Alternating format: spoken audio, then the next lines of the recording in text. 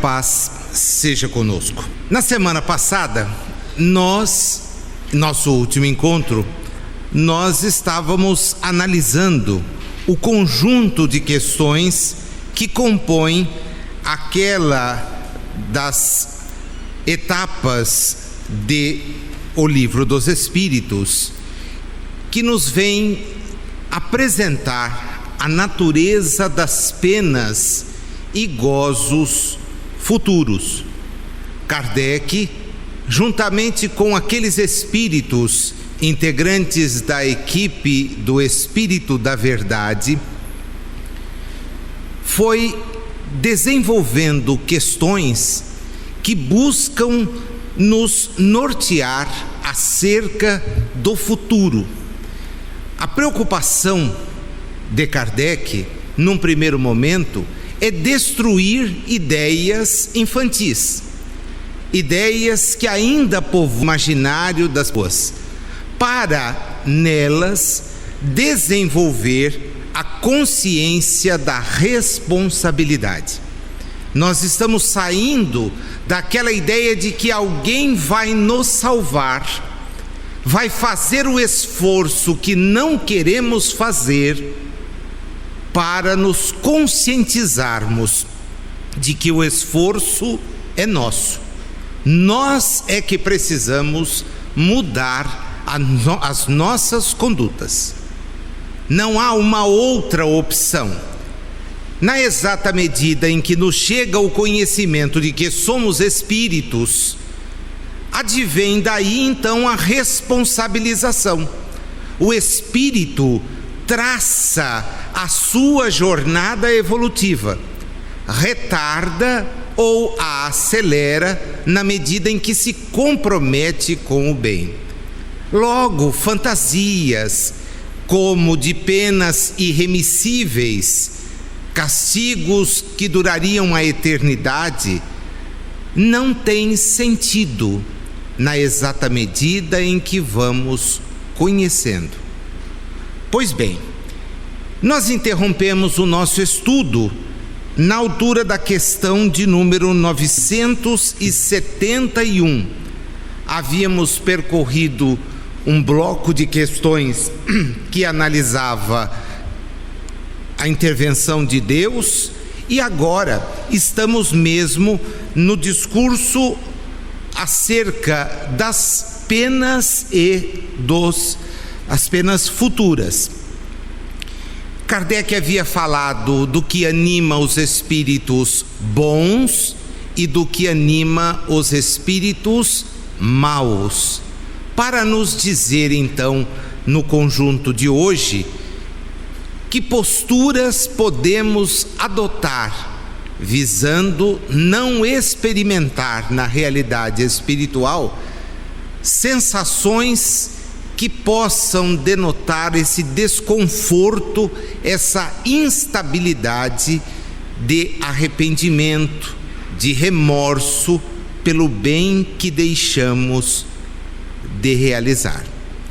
A primeira questão de hoje é a de número 972. Como procedem os maus espíritos para tentar outros espíritos, não podendo jogar com as paixões? Sim, nós havíamos encerrado exatamente nesse ponto. O que nos mantém vinculados ao atraso é a exacerbação das paixões. São aquelas motivações que nos atrasam, particularmente os apegos desnecessários, o egoísmo como prova disto, o orgulho que nos coloca em posição, nós assim imaginamos, superior a de quem quer que seja, e isto nos retarda o avanço. Os espíritos então nos explicam algo que já haviam abordado, ainda que indiretamente.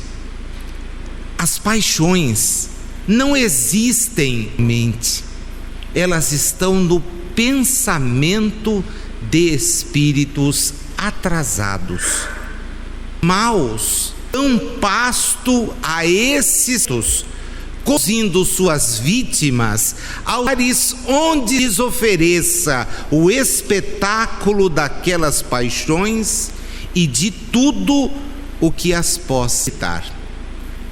Na obra de André Luiz, havia um mundo espiritual.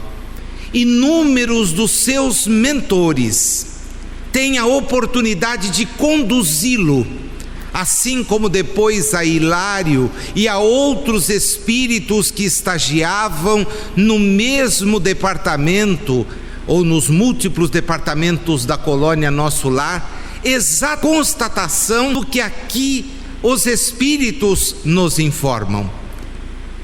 Não sendo possível ao espírito liberto usufruir das paixões que o mantinham entretido na realidade encarnatória, são eles então levados a lugares onde estas paixões ainda lhes podem excitar, mantendo-lhes o pensamento nelas fixados. São inúmeros os exemplos. Recordo-me aqui dos passeios com Alexandre, Missionários da Luz, na primeira parte. São ilustrativas aquelas visitas que ele permite André Luiz faça aos médiuns que participam de um grupo mediúnico que eles atendem, para constatar que os médiuns, mesmo usufruindo a constatação da realidade espiritual, estão longe de conseguir a libertação que de todos nós se espera.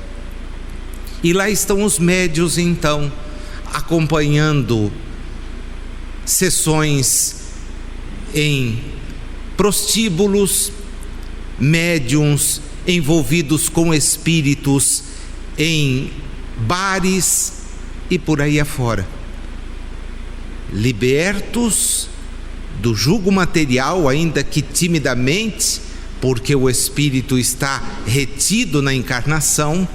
Aqueles nossos irmãos continuam a dar pasto, a expressão é esta, pasto, a esses pensamentos. Então Kardec agrega uma subpergunta: mas de que servem essas paixões, se já não têm objeto real? Nisso, precisamente, é que lhes está o suplício, respondem eles. O avarento vê o ouro que não lhe é dado possuir, o devasso as orgias em que não pode tomar parte, o orgulhoso honras que lhe causam inveja e de que não pode gozar. Lá na questão de número 228 do próprio Livro dos Espíritos, nós já ouvimos o esclarecimento. Conservam os espíritos as paixões humanas ao perderem o envoltório, o corpo físico. Os espíritos evoluídos deixam as paixões, guardam apenas o compromisso com o bem. Mas e os que não são evoluídos? Estes permanecem vinculados às paixões. Estes permanecem vinculados. Logo, meus amigos, a questão evolutiva é muito mais séria do que nós às vezes imaginamos. E foi por isto que na abertura do nosso encontro fizemos questão de destacar este compromisso de Kardec e dos espíritos em nos preparar, ainda que lentamente, para entender esta realidade. Porque a visão disseminada no mundo é a de que basta acreditar em Deus ainda que cumprindo muito timidamente certos compromissos de natureza religiosa, para ser alçado a posições celestes. A racionalidade vem nos explicar que nós só estaremos em posições celestes quando nos vencermos a nós mesmos, nas nossas paixões, nos nossos equívocos. Então o crer é um movimento de natureza instintiva. É lógico que diante da realidade maravilhosa que nos cerca, há mesmo um ser supremo. Impossível dizer o contrário. Todavia, acreditar neste ser supremo sem fazer qualquer esforço para ser melhor, vá nos conduzir a algum lugar, criancice. Isto é criancice, imaturidade. Dá uma ideia então dos espíritos que temos vivendo na realidade corporal. Somos espíritos assim, que ainda queremos trocar favores. A nossa prece muitas vezes é dirigida à divindade apenas e tão somente para trocar favores. Nos lembramos de fazê-la quando estamos, mas nos dias que as coisas correm de vento em popa, ninguém se lembra de orar. Para quê? Está tudo bem. Já ouvi gente me dizendo isso. Nossa, Nazil, mas está tudo bem, para que eu vou fazer prece? Por nada, imagina, né? Não tem necessidade. Fica tranquilo, toca o barco. Primeiro porque Deus não precisa das nossas preces. É bom que as pessoas fiquem isso. Nós é que precisamos da prece, porque a prece nos liga a regiões elevadas, nos liga a regiões que buscamos. Deus não é um soberano da terra. Deus é o Criador. Tudo na criação o louva. Tudo. E nós não podemos ser diferentes. Mas a nossa imaturidade nos faz pensar que talvez seja melhor assim. Na questão seguinte, quais os sofrimentos maiores a que os espíritos maus se veem sujeitos? Que tipo de sofrimento? A resposta é muito dura, muito crua. Não há descrição possível das torturas que constituem a punição de certos crimes. Mesmo o que as sofre teria dificuldade em vos dar delas uma ideia. Indubitavelmente, porém, a mais horrível consiste em pensarem que estão condenados sem remissão. Não há descrição. Kardec, quando interroga os 66 espíritos daquele conjunto de mensagens da segunda parte de O Céu e o Inferno, Kardec lhes pergunta como estão. E quando chega na categoria dos espíritos que sofrem, capítulo 4 desta segunda parte, Kardec, abismado em perceber que espíritos desencarnados a tempo extremamente razoável permanecem com a ideia de que o sofrimento não terá fim. Os arrependimentos, os remorsos, as dores de natureza moral, elas falam fundo na realidade espiritual. É por isto que durante todo o tempo em que pôde nos ensinar, do conjunto das lições que nos ofereceu, Jesus se preocupava tanto com a questão dos inimigos, para que tivéssemos inimizades, para que cultivássemos, exatamente porque as inimizades são capazes de criar elos que nos distanciarão de uma determinada pessoa e efetivamente do bem. A inimizade. Então todo ano é comum a gente fazer um balanço. Geralmente as empresas fazem isto. E nós também, quando temos a chance de aferir num espaço que convencionamos deva durar 365 dias de 24 horas cada uma delas recheadas de 60 minutos e outros tantos segundos de oportunidades, é bom parar e refletir. Será que nós, no transcurso de 2015, criamos alguma inimizade? Será que estamos terminando 2015 com inimizades anteriores com as quais não conseguimos nos ajustar? Se a resposta for sim, o sinal de alerta deve soar.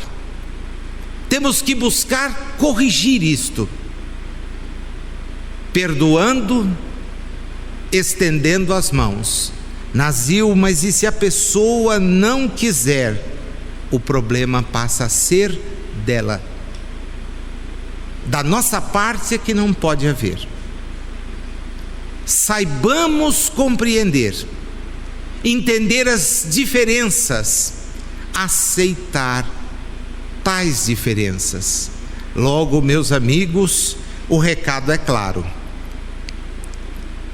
Lá também na questão antiga do Livro dos Espíritos, 237, há uma ideia já da natureza desse sofrimento.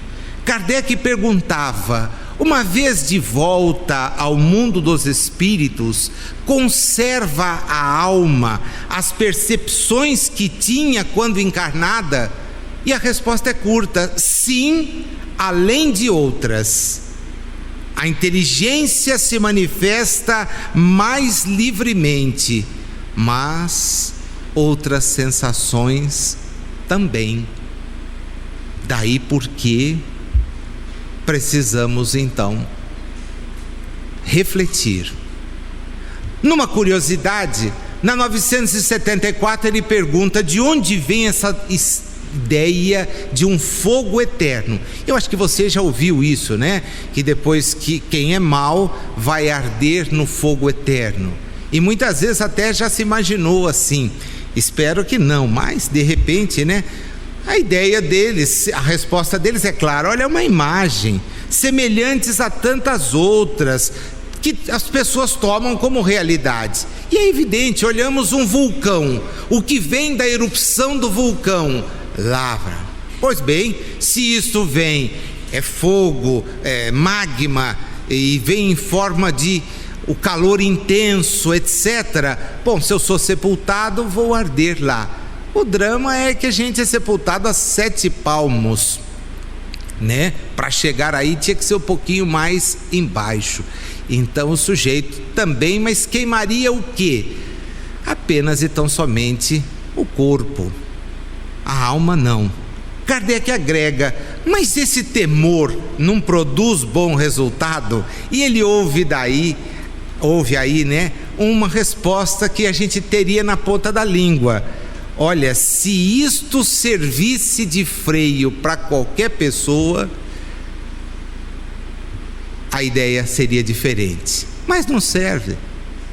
Não serve, né? Serve de freio? Vou parar de fazer alguma coisa porque tenho medo de arder no fogo do inferno? Pelo contrário, o sujeito já costuma dizer: bom, já que eu estou perdido mesmo, né? Então vou aproveitar, tá? Os espíritos dizem assim: se ensinardes coisas que mais tarde a razão venha a repelir, causareis uma impressão que não será duradoura nem salutar. É isto que levou ao afastamento das ideias religiosas aqueles espíritos que foram pensar, livremente pensar. No chamado período das luzes, da racionalidade, Diderot, Rousseau e outros tantos pensadores nos levaram a refletir acerca de ensinamentos que não se sustentavam, doutrinas que não se conseguem subsistir. E pensando nas luzes, na razão, a ideia religiosa decaiu. Ela desapareceu, porque não soube raciocinar. A doutrina espírita chega no apogeu das luzes, justamente para permitir a cada espírito reencarnado raciocinar. E o mais curioso é que nós descobrimos que a doutrina espírita nada mais fez do que apresentar o ensino de Jesus. Mas Jesus havia sido escondido num sacrário, colocado como se Deus fosse, para que a sua mensagem não tocasse. Tivéssemos entendido, e há pessoas que ainda não entendem isso, que Jesus é um espírito que evoluiu mercê os seus esforços, e nós veríamos como seu exemplo é dignificante.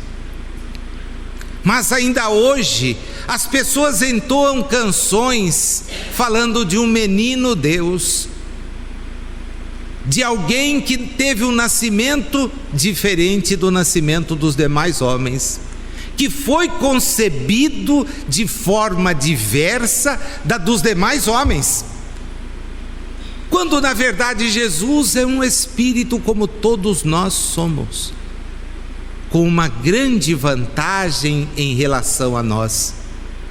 Ele soube vencer-se, avançou e nos dá o seu exemplo, dizendo-nos: é possível que façais o mesmo. Basta o que? Talvez basta boa vontade e muito esforço. Os espíritos inferiores compreendem a felicidade do justo? Sim, e para eles é um suplício, está na 975, porque compreendem que estão dela privados por sua culpa. Daí resulta que o espírito, liberto da matéria, pede o quê? O que nós pedimos: uma nova existência, uma nova vida corporal. Pois cada nova existência, se for bem aproveitada, bem empregada, abrevia um tanto a duração desse suplício. E aí então nós pedimos as provas, e estamos nós nelas. A sorte, né? E eu podia aqui fazer uma enquete, mas não quero, que está todo mundo resignado. Nossa, eu estou passando por isso, mas é tranquilo, estou aceitando que é uma beleza. Não, né? Então, esse é o drama. Na hora da fila lá, o sujeito levou o papelzinho, imagino que não seja um papelzinho, mas para guardar a imagem, né? Olha, tá aqui a minha fichinha, por favor, o grifado aqui, né? Já dá para entender. Eu quero isso aqui, eu estou precisando disto aqui. Olha, é pesado, hein? Não, mas pode mandar que eu estou firme. Estou firme, agora eu vou entrar sossegado. E aí então o sujeito vem, encaminha, né? Dobra, manda só o rodapé, né? O grifadão deixa para lá. E o sujeito vem e aceita feliz a limitação. Não é assim que nós nos comportamos? Puxa, que bom que eu estou passando por isso. É uma lição tão boa para mim. Estou aprendendo tanto. Funciona assim na casa de vocês? Pensei que fosse só problema lá em casa. Então tudo bem, tá? A gente vai aos poucos se conscientizando então de que precisa. Curiosamente, Nesta resposta, nesta grande resposta, os Espíritos então nos explicam que de volta à realidade espiritual, aos poucos então vamos nos inteirando, e cada nova reencarnação é esse processo do que precisamos melhorar. E aí a gente volta com aquelas questões que quer vencer, como um aluno que, querendo ser aprovado na disciplina, pede a prova com as questões relativas a ela. Então há algumas disciplinas que a gente parece recalcitrante, e eu vou usar o meu velho exemplo, a paciência. Disciplina difícil, eu estou com uma dificuldade imensa de ser aprovado, na disciplina, a paciência. A resignação, calma, aceita. Já saio trombando quando deveria. Poxa, Nazil, mas você que fala no centro, não sou melhor do que ninguém. Pelo contrário, piora um pouquinho, porque se estudou, não era para pisar na bola assim. Kardec põe um comentário a essa resposta que depois nós vamos entender, graças a André Luiz. Na verdade, há uma preciosa lição em nosso lar, nos dada pela mãe de Lísias, quando ela, comentando Dona Laura e de seu marido Ricardo, espíritos vinculados, nos informa que saber das existências pretéritas é um exercício que exige muito cuidado para não gerar desequilíbrio. E ela mesma nos informa, num dos diálogos com André Luiz, que teve a oportunidade de voltar juntamente com Ricardo há 300 anos atrás, lá na realidade espiritual. E as informações trouxeram a eles inúmeras dificuldades, tanto que se propuseram a voltar. E nosso lar, esta obra fantástica, nos permite então esta informação, o retorno de Dona Laura. Ricardo já estava reencarnado para tentar vencer. Veja, abriram um recuo de 300 anos, viram as dificuldades e se propuseram a corrigi-las. É o que nós estamos fazendo. Na 976 o assunto muda então e se encaminha para o final do conjunto de questões. O espetáculo dos sofrimentos dos espíritos inferiores não constitui para os bons uma causa de aflição, e nesse caso, que fica sendo a felicidade deles, se é assim turbada? Vocês perceberam o jogo? O espírito é feliz? É. Legal. Mesmo vendo os seus sofrerem?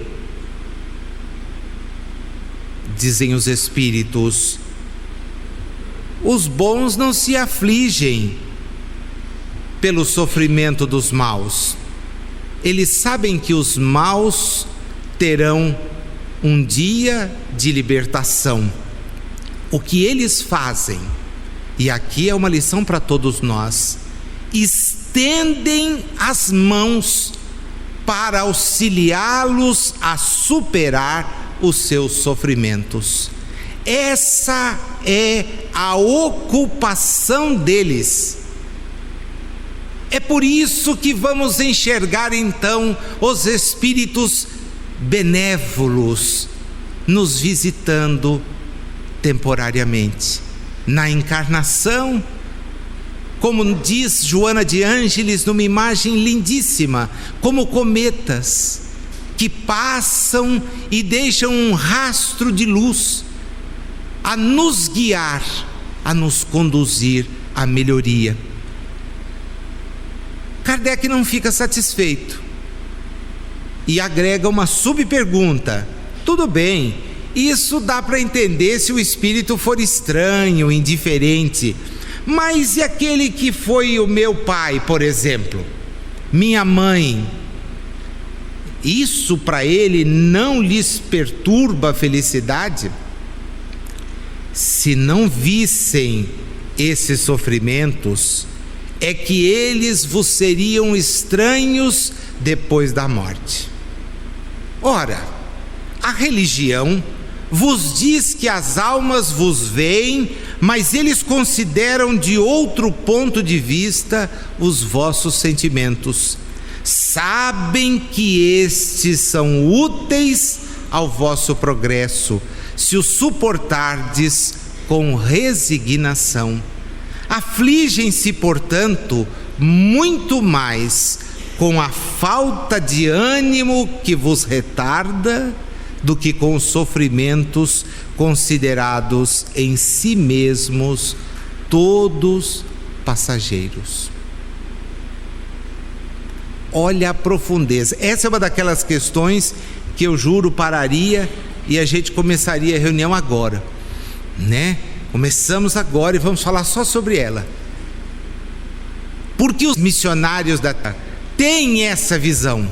Teresa d'Ávila, assim como Chico, usaram uma expressão comumente repetida em posts na internet, ainda que sem a menção da exata fonte, no sentido de que tudo passa e tudo efetivaça. O sofrimento só é inerente ao nosso grau de imperfeição.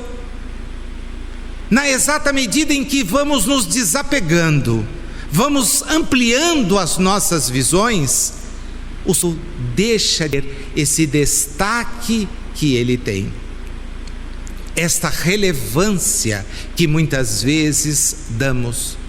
É como um muro que, olhado no pé da edificação, parece intransponível e que só pode ser vencido dele nos distanciamos.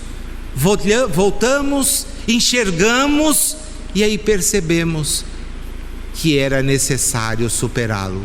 Assim é por isto que os espíritos amigos olham as coisas por uma ótica completamente diferente. Eu vou me permitir aqui fazer um plágio rapidinho, mas aqueles que estudam conosco aos sábados já me ouviram falar dessa história que vem do Divaldo. O Divaldo tem as suas histórias que são fantásticas, né? E ele é um maravilhoso contador dessas histórias. Eu não tenho vocação para contador de histórias, mas vou sintetizar.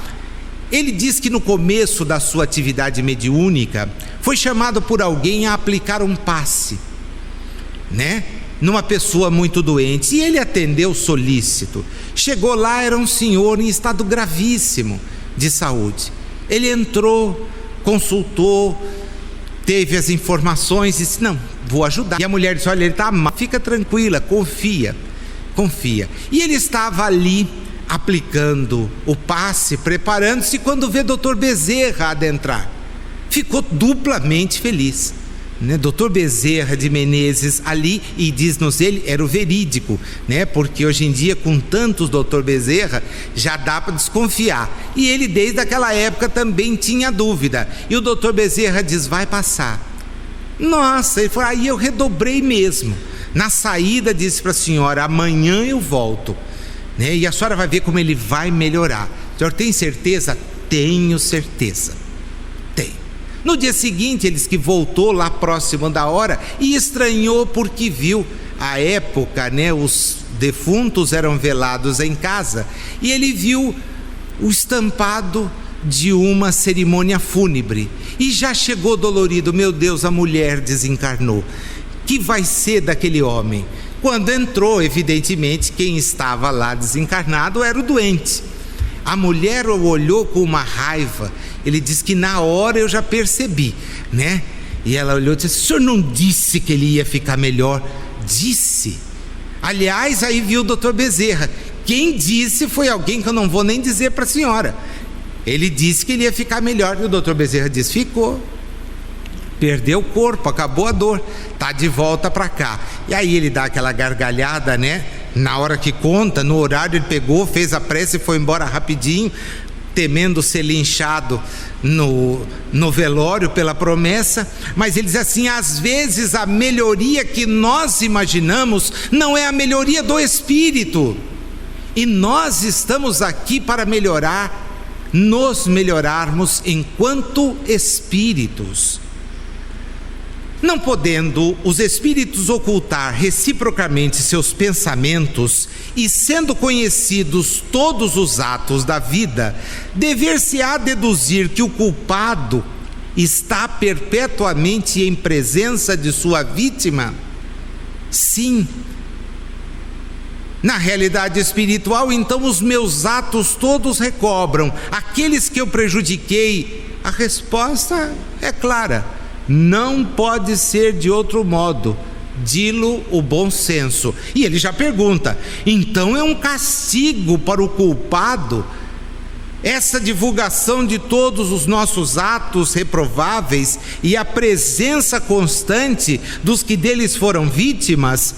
Maior do que se pensa, mas tão somente até que o culpado tenha expiado suas faltas, quer como espírito, quer como homem, em novas existências corpóreas. Já imaginaram? Todos aqueles a quem prejudicamos seriamente, as nossas vítimas, acompanhando? O negócio é sair hoje e abraçar todo mundo, hein? Me perdoa, esquece, apaga, né? E não são só as ações. E os pensamentos? Será que aquela amiga ou amigo, entre aspas, vai saber então o que eu pensava dele? Vai. Quer dizer, eu vou cruzar com ele? Vai. Quer dizer que então eu estou perdido, né? Se não fizer o bem, está perdido. Essa é a doutrina espírita. Vá fazer o bem de você. O bem só depende de você, mas o mal me distancia da felicidade. Então o caminho é fazer a lembrança, faltas que a alma, quando imperfeita, tenha cometido, não lhe turba a felicidade, mesmo depois de se haver purificado. Vocês percebem o jogo, como ele vai montando? Fala, olha, depois que ele resgatou as suas faltas e saiu vitorioso, mais nada o perturba. Mas ele passa a ter compreensão, entendendo, e de novo a gente tem Jesus a olhar as nossas falhas e a não endereçar condenação. Lembremos-nos do episódio da mulher surpreendida em adultério. Todos queriam fazer com ela o quê? A rudeza da lei, apedreja.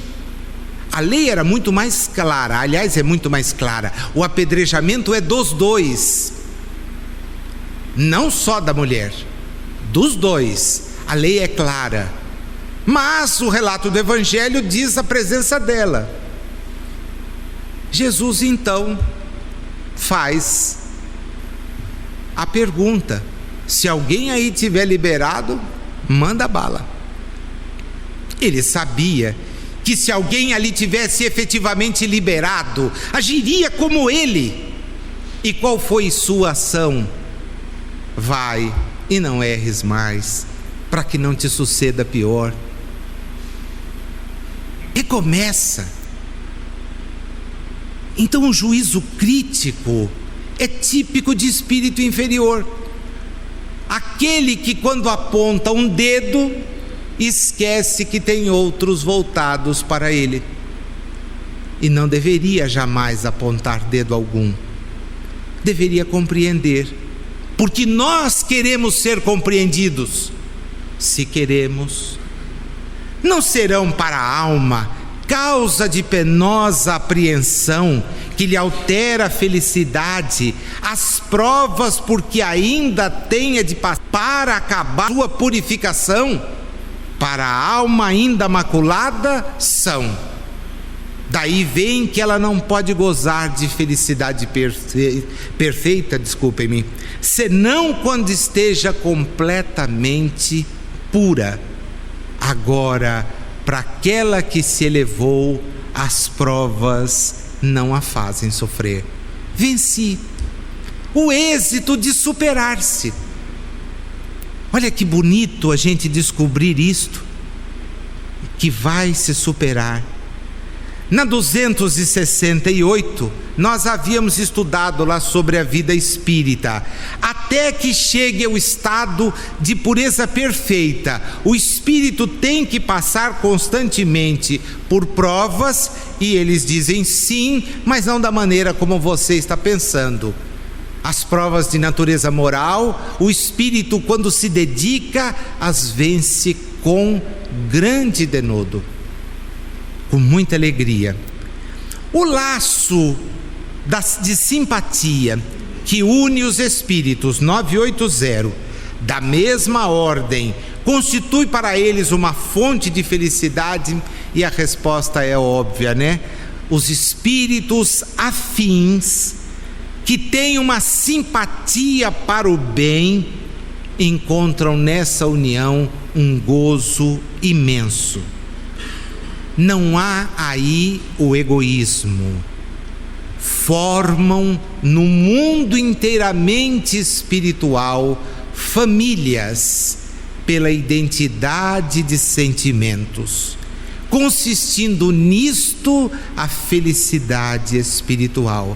Do mesmo jeito que no mundo agrupam na afeição pura e sincera, que cada um vota aos outros, devota aos outros, é que você encontra então a felicidade. Não há falsos amigos, nem hipócritas. Que lição! Com relação então ao estado futuro do espírito, haverá diferença entre um que em vida teme a e o outro, que a encara com indiferença e mesmo com alegria? Sim, muito grande pode ser a diferença. Nazil, então, espera um pouquinho. Se eu entendi bem, se você entendeu bem, a morte não pode ser temida, a não ser para aquele que traz a consciência culpada. Porque o espírita já aprendeu que a morte é libertação, é volta para casa. Mas a gente guarda o temor, certa angústia, por quê? Porque talvez vá se apresentar de mãos vazias. E todas aquelas promessas que fizemos não terão sido concretizadas. Daí então o temor. Se eu tiver que voltar agora, esqueçamos os bens do mundo, porque os bens da realidade espiritual são de uma grandiosidade muito maior. Muito maior. Bens por bens, os da realidade definitiva são o espelho de onde podemos tirar aqueles que usamos na realidade provisória. As ideias de progresso são oriundas da espiritualidade. Desde Platão, essa é uma ideia presente naqueles que pensam. O mundo das formas, que é este em que nos encontramos, é uma tímida imagem do mundo verídico. Logo, o mundo evoluído possui muito mais satisfação do que o mundo em evolução. Mas para estar no mundo evoluído é preciso ter condições. Então, meus amigos, o temor talvez esteja em voltar e não ter o que apresentar, em dizer-se a si mesmo: perdi a chance, com as minhas pequenezes, passei a encarnação atrás de bobagens, discuti, briguei por coisas sem sentido, deixei de dar relevância àquilo que efetivamente tinha relevância. E de novo eu apelo então para esse significativo recuo. 360 e poucos dias já se foram no ano calendário de 2015. Quantos deles eu ocupei com o bem? Quantos foram usados para o meu enriquecimento espiritual? Quanto dediquei aos estudos, à prática dos estudos? Porque também não adianta só conhecer. Quanto fui gentil, atencioso? Quantas vezes cerrei a minha boca para não caluniar, para não injuriar? Quantos comentários malsãos evitei? Quanto meus olhos não viram maldade? Quanto meus ouvidos não buscaram informações desnecessárias? Quanto dos minutos que o dia me oferece eu gastei em benefício da minha relação com Deus, fazendo da prece algo que me conforta. Esse é o inventário. Esse é o inventário do Espírito, que faz todo dia um pequeno balancete para, ao final da jornada terrena, poder apresentar-se dignamente. Aí, na 982, que encerra este nosso bloco, Kardec então faz uma pergunta muito objetiva: será necessário que professemos o Espiritismo e creiamos nas manifestações espíritas para termos assegurada a nossa sorte na vida futura? E esta pergunta, meus amigos, eu me orgulho, no bom sentido, de ter entregue a alguém que, de uma outra visão religiosa, imagina a doutrina espírita com a mesma feitura, da mesma lavra. Vocês estão em busca de dizer nada, absolutamente nada. O codificador perguntou aos espíritos: é necessário ser espírita? E a resposta eles já haviam dado outras tantas vezes e reforçam: se assim fosse, seguir-se-ia que estariam deserdados todos os que não creem, ou que não tiveram ensejo de esclarecer-se, o que seria absurdo.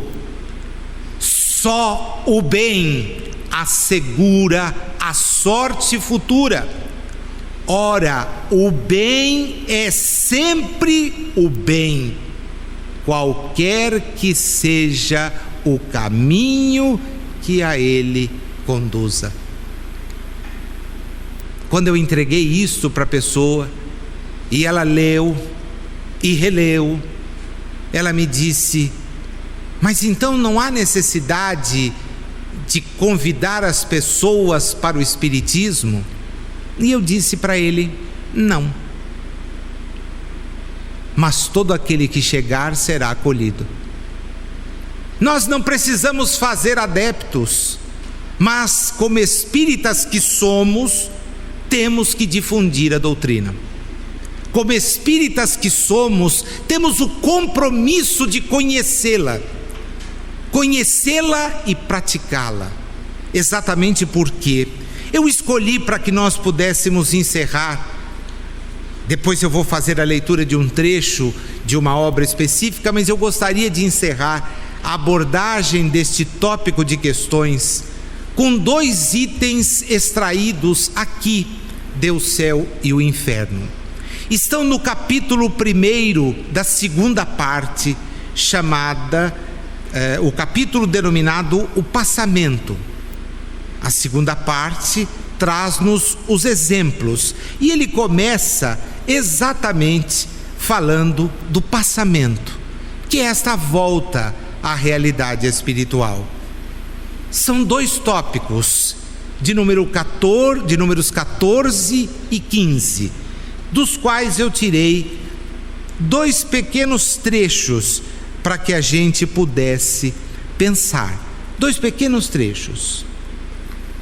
Primeiro deles: o espírita sério, e em itálico, grifado, não se limita a crer. Crê porque compreende, e ele compreende porque nos dirigimos ao seu julgamento.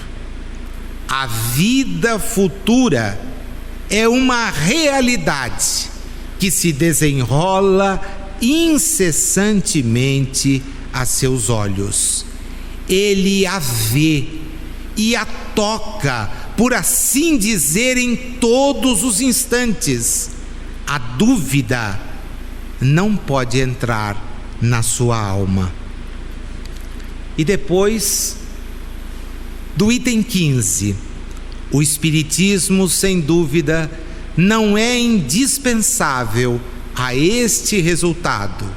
Assim, ele não tem a pretensão de ser o único a assegurar a salvação da alma, mas, e aí nós respondemos, ele facilita pelos conhecimentos que proporciona, os sentimentos que inspira e as disposições nas quais coloca o espírito, ao qual faz compreender a necessidade de se aperfeiçoar.